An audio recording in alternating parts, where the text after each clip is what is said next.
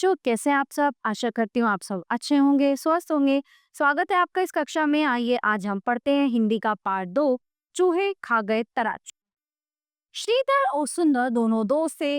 एक ही गांव में दोनों साथ साथ रहते थे। श्रीधर की गांव में दुकान थी और सुंदर की अच्छी खेती थी। श्रीधर बहुत दयालु था। गांव वाले उससे उधार राशन ले जाते और लौटाना जरूरी नहीं समझते। श्रीधर को पैसे मांगने में संकोच होता था। धीरे धीरे श्रीधर की दुकान में सामान खत्म हो गया और उसकी दुकान बंद हो गई।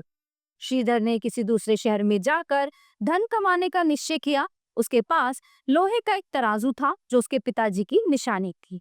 गांव छोड़ने से पहले वो अपने मित्र सुंदर के पास गया।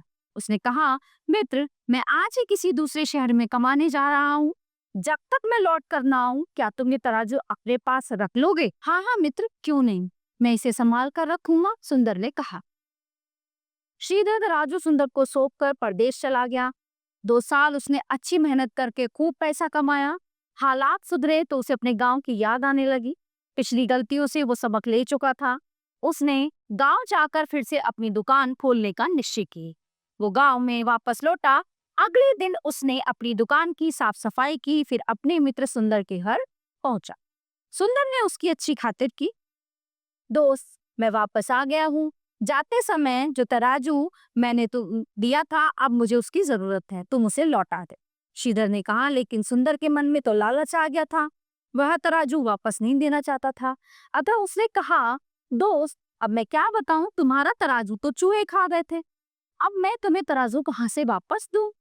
श्रीधर समझ गया कि सुंदर के मन में बेईमानी आ गई है, ठीक है, और वो तराजू वापस नहीं देना चाहता।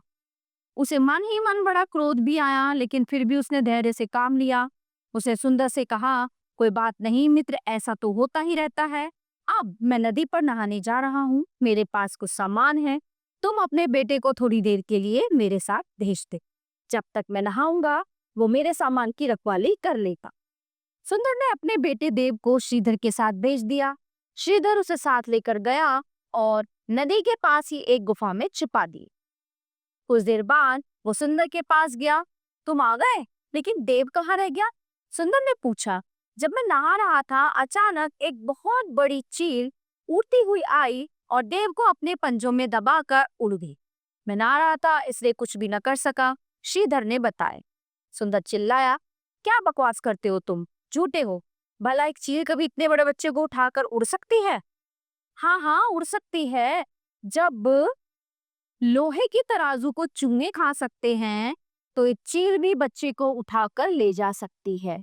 श्रीधर ने कहा। सुंदर का सिर शर्म से झुक गया। उसकी समझ में आ गया कि श्रीधर क्या चाहता है। उसने कहा, क्षमा कर दो श्रीधर, मेरे मन में लालच आ गया था। तुम्हारा तराजू रखा है, वापस ले जाओ।